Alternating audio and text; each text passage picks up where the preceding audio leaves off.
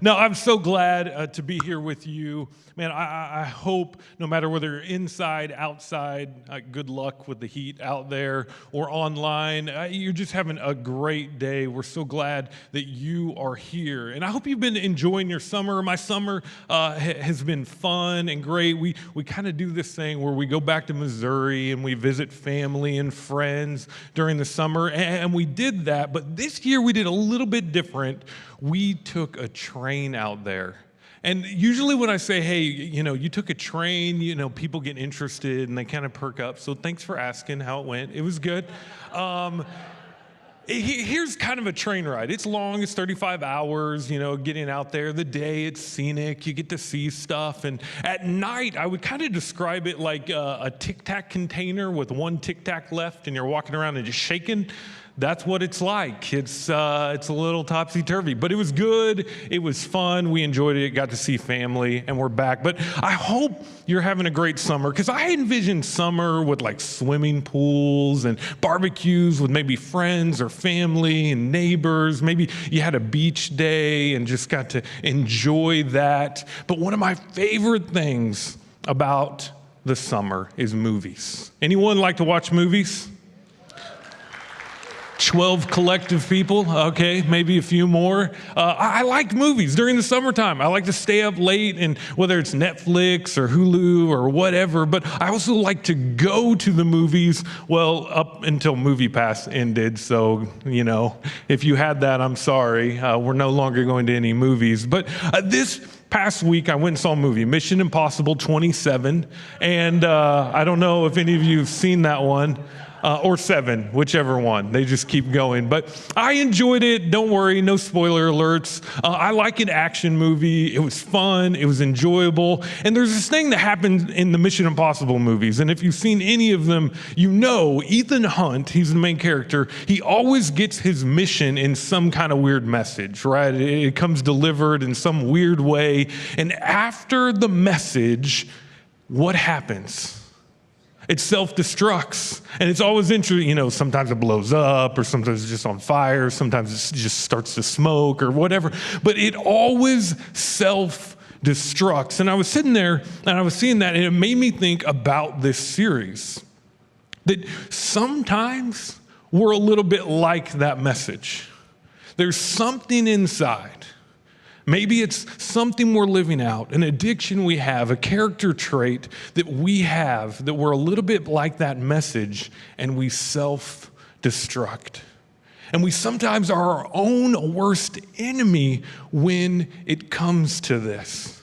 And we've seen this. We've seen it in the headlines, or we've seen it down the street from us, that someone who seems to be at the top of the world has it all together, and something happens and their life self-destructs. And we see marriages that fail, and we see kids that are estranged, and we see careers that are ended, and they could be avoided from those things that we do, those things that are inside us that become a weapon of self-destruction. And that's why I think this series, though it's short, is very important, because we have to look at these things and how can we avoid them or change those things in our lives so that we aren't self-destructing. And we see this throughout our lives. And it's a good series. I hope that you enjoyed last week. It was great. The message was on pride. And if you missed out, you need to go back and check it out. It was great. Maybe you just go onto the app and go to the message archives. Maybe on your commute, you listen to it, go to a Starbucks, put on your headphones and listen. But you should check out the message, because I think there's these things that we can help ourselves. We can stop and change so that our lives aren't self-destructing. And what's something I find interesting is often we're the ones that live that out. But do you know that Jesus does not want that for you? That Jesus actually has a life designed for you that's full of love and joy and peace. And actually, one of his friends and followers wrote this down in a biography written about Jesus named John. And in John 10:10, he says, I came to bring life in the full, like this abundant life, better than you can imagine, the best version of you could possibly be. Jesus actually wants that for you. But sometimes we get in the way. And sometimes we don't believe that about him. That we think, man, he's this cosmic killjoy who has do's and don'ts, and he doesn't want you to be happy in life, but that's not Jesus. He wants your life to be full, and that's why we're taking a look at some of these character traits. And today, what we're going to look at, the word we're checking out, is hypocrisy. Now, I love to say that word because I like the reactions out of it. Some of you right now, maybe you're Googling to see what hypocrisy is. It's easy. All it is, it's because it's not really a term we use that much, right? I mean, it's like, oh, I think they said that back in the day. I don't know, but it must be a real thing. But hypocrisy is, in basic terms, pretending to be something that you're not. That is what hypocrisy is. And actually, when you look in the Bible or ancient kind of Greek language, the root for that word hypocrisy just means actor. And we get that. We live in the LA area. We know what acting is. We see a movie and that character, we know that person is not actually them. But in real life, when we are doing that, when we are pretending that we are something that we are not, it's called hypocrisy. And I like to say it because the reaction, it's always interesting because when people hear hypocrisy, there's usually like an elbow, right? It's like, oh, I hope you're listening. What he's about to say, it's pretty important. Some of you got on the phone and like you texted somebody, you must be here Sunday, message for you. Like that, you're like, oh, okay, it's them. Because hypocrisy works that way, right? Like when we think of it, we always think of it as someone else, but not us. Because it's easy to see hypocrisy pretending and acting when it comes to someone else, but it's harder to see when it comes to us. I have to admit, it was probably about a week and a half ago, I got trapped in this, okay? I don't know, parents, any of you have little kids, and it's summer, and they probably had more ice cream and popsicles than they ever should have had, and it was just one of those days that after dinner was like, no more ice cream, no more popsicle, no more candy, just healthy snacks, all right, before bed, and then that's it for today. So we do that, and they go to bed, and you're like, that ice cream did sound good. I mean, they're asleep, so I may or may not have driven to Baskin-Robbins, may or may not brought that back, may or may not had Baskin-Robbins, and thrown away the trash. You know what I mean? They're in bed. What's the matter? The problem is Israel, my son, woke up and he went to the trash can to throw something away, and he's like, hey, wait, who had ice cream? You said we could have ice cream. I got caught. I did, but it happens in those small ways, right? But it also happens in much larger ways than just ice cream. And sometimes for some of you, maybe you hear the word hypocrisy and it's what's kept you away from Jesus and the church for a long time. Or maybe it's you're kind of checking it out right now, but you keep Jesus at an arm's length away because you think, man, I've known people who said they follow Jesus and they're a bunch of hypocrites. They're pretenders. They're actors. And maybe you had parents that said, hey, you need to follow the 10 Commandments, and they were breaking 8 of them. Or maybe you had a coworker that demanded respect amongst everyone, but they were judgmental towards everyone. Or maybe you have or had a spouse that had high expectations for you, but didn't follow through and live them out. And that model of hypocrisy has kept you away. And has kept you honestly away, though, from a life of fullness that Jesus has to offer. Because the truth is, when I I think just for a moment about hypocrisy. I'm just going to say this and let everyone take this in for a minute. I want you to know we've all been hypocrites. All right? Take a breath. It's okay. You don't have to be angry about it. You don't have to see me afterwards to tell me you're not. You are. It's okay. We have been, or maybe we still are. So I'm just going to help you out, okay? Just ease the tension of me calling everyone hypocrites. And we're going to play a game. We're going to play a game. I might be a hypocrite if, okay? It's just fun. Just take it in. You don't have to raise your hand. You don't have to clap. You don't have to make someone stand up. If this is you, it's all good. All right? So the first one, we'll start off easy. Okay, we'll start off easy. And we'll just say, man, you might be a hypocrite if you go to a restaurant and tell your entire family, we're all getting water, and then in your water cup you put Sprite. You might be a hypocrite, okay? If you've done that, all right, you might be a hypocrite. You might be a hypocrite if you booed and disliked LeBron James his entire career, but now, just kidding. Too soon? Too soon? All right. You might be a hypocrite. You might be a hypocrite if you are yelling at your kids to stop yelling at each other. All right? You might be a hypocrite. But you might be a hypocrite if you tell everyone at work not to lie, but you've been fudging the numbers for years. Or you might be a hypocrite if you're saying, I love you forever, but to multiple people.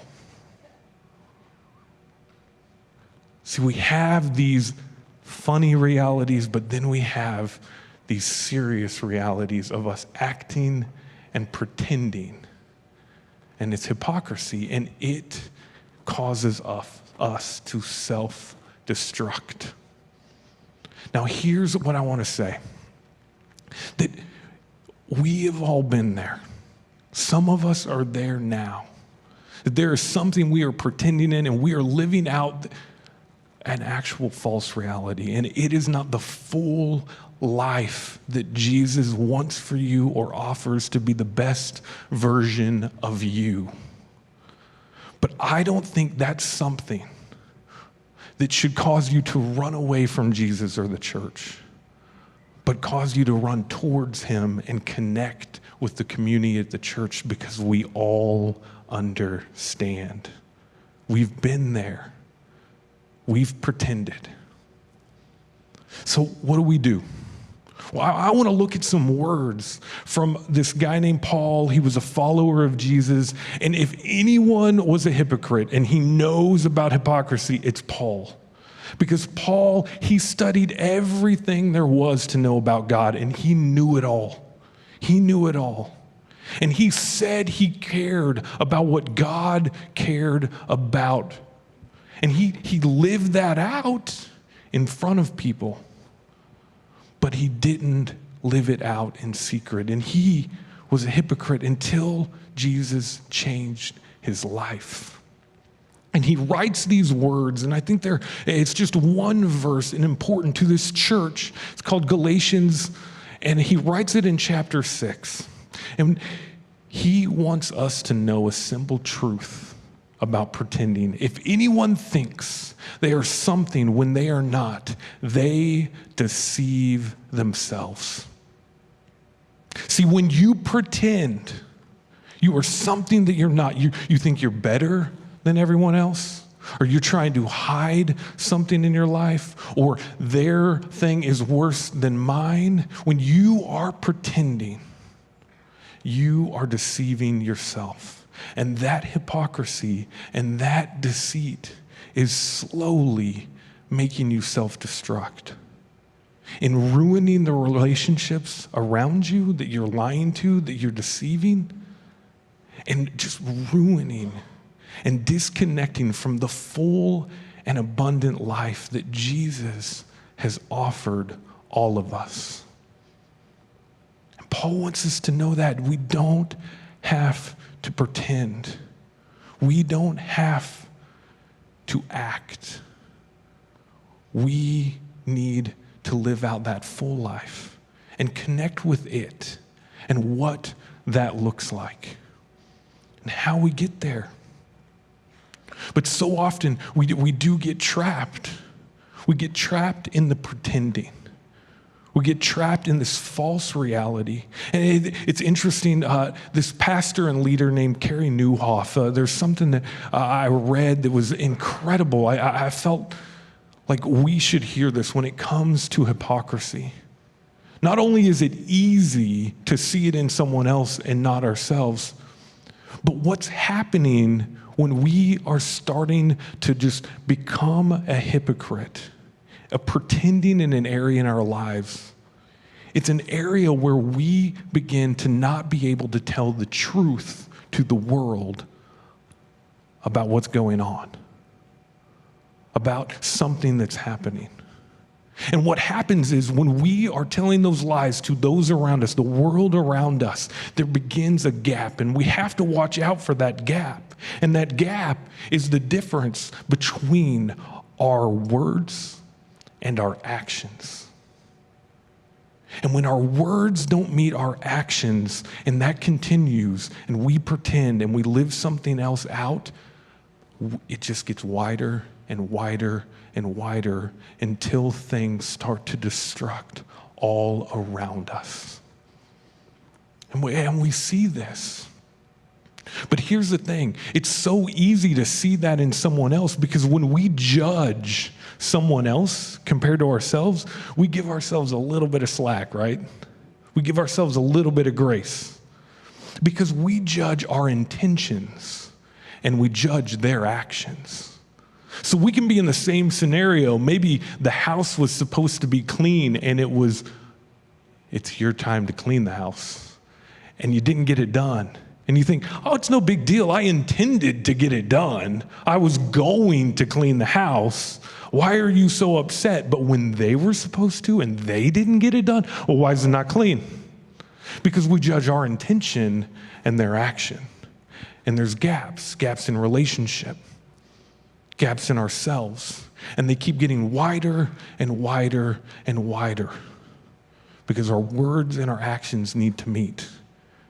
And they may start out as small, like we talk about grace and we talk about showing mercy to people, but we snap at everyone around us. Or maybe we talk about financial responsibility, but our debt load is killing us. Or maybe we talk about loving others and that are different than us, but we don't have enough time in our life and margin to even spend time with others. And when we do, we just want to argue our point. We have to have our words match our actions. And when we don't, hypocrisy keeps going.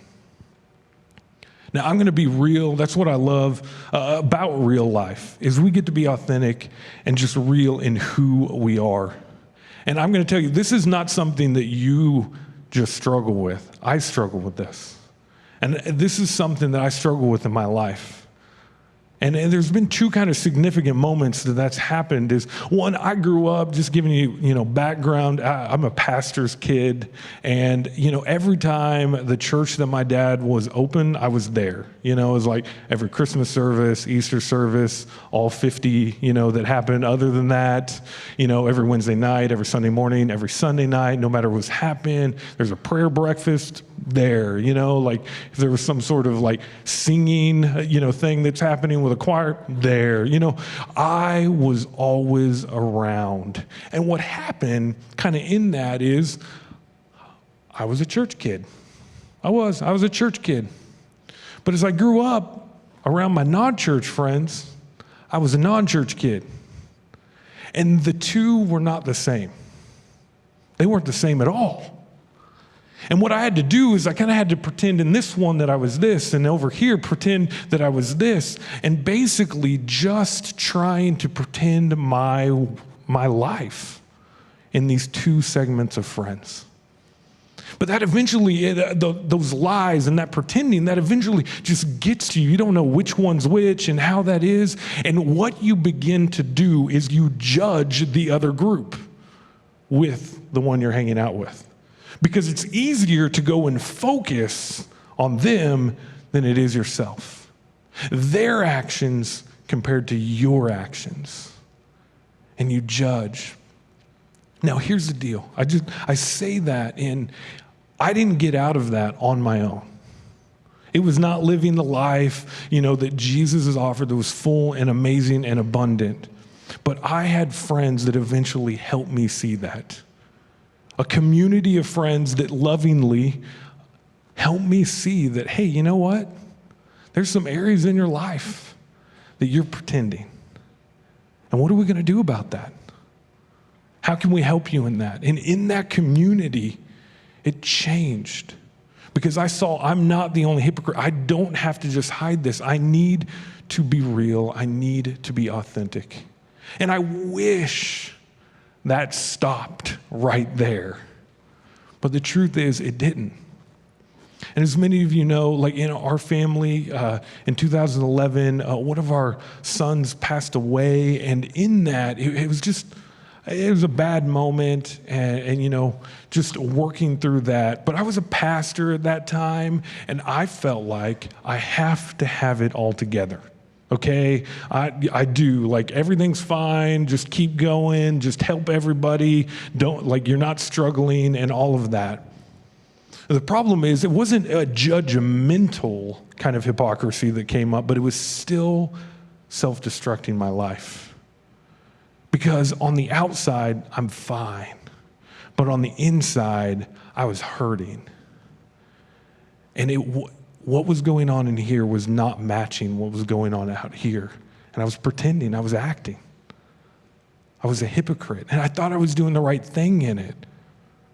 Until again, some coworkers, friends, a community came around and helped in those to see the destruction that happens when you are living the false life, a pretend life, acting as if whatever's in here doesn't matter and you're going to do something else.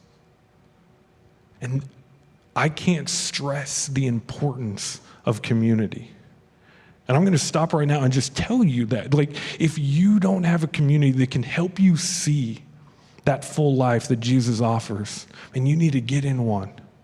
We have Rooted that's going to be starting up, and if you haven't been in it, you're not in a life group, you need to join because it will help you see what that life looks like and others to help you in that.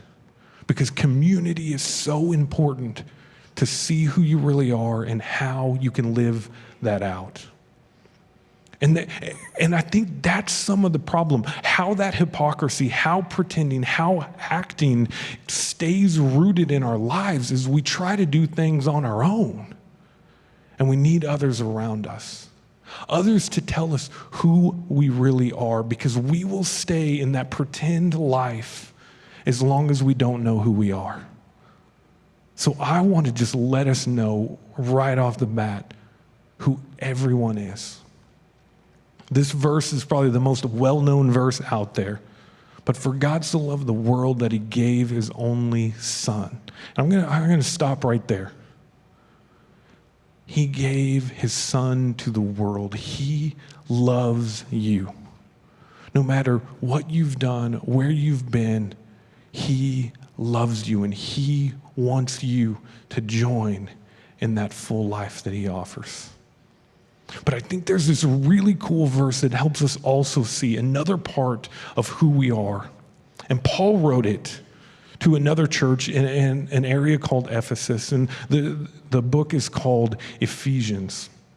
And he says this in chapter 2, verse 10, "For we are God's handiwork, created in Christ Jesus to do good works, which God prepared in advance for us to do." I want to look at that first part of it, handiwork.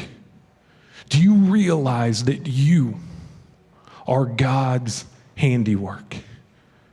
Now, so often, like maybe you've heard this before, or you've seen it, etched on something, or it's on a wall, and you're like, oh, I know this. And someone was like, yeah, you're the handiwork. And it's like, it's like fixing a car, or it's like, I built a back deck, like handiwork, like you were crafted. But the term that handiwork is in the original language is less about that, but it's a poetic term. Meaning you are God's poem.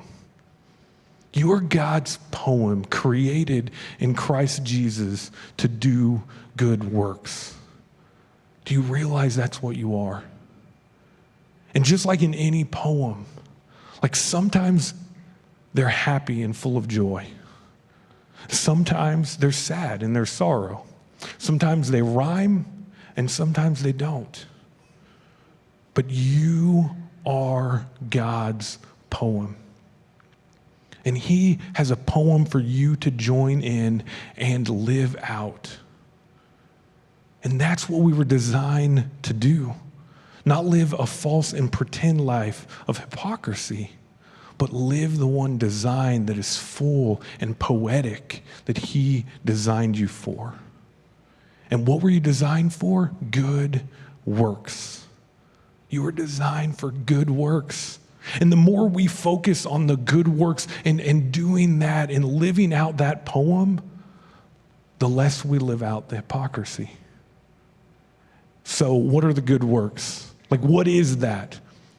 Well, what's great is when we look at kind of the universal good works that are written down also by Paul, it's this. It's often called the fruit of the Spirit. And we look at this list a lot around here because we think it is foundational to living the full life that Jesus offers. And it's love, joy, peace, patience, kindness, goodness, faithfulness, gentleness, and self-control. These are the good works you're designed for, that everyone around you, that you would show love to. That you would be a person of joy in the mountaintops and the valleys and help people in their own. That you would find peace in the poem that you are joined in with God. That you would have patience, whether on the 5 or talking to your kids, no matter what. And the list goes on.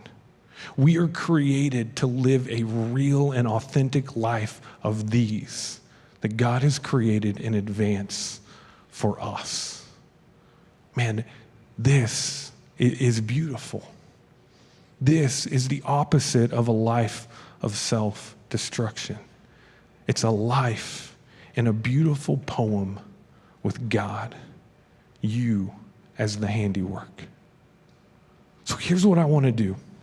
I want us to think about these questions. And maybe you write them down or maybe you put them in your phone, but maybe you need to put them up and look at them every day. Because I think if we're living out those good works, if we are joining in the life that Jesus offers, if we are stopping the pretending, getting in community to help us, man, we will be the best version of ourselves and what we're designed for. So this first question is, am I the me I want to be? How about everyone say it with me, okay? Am I the me I want to be? Am I real? Am I authentic? Am I loving? Am I joyful?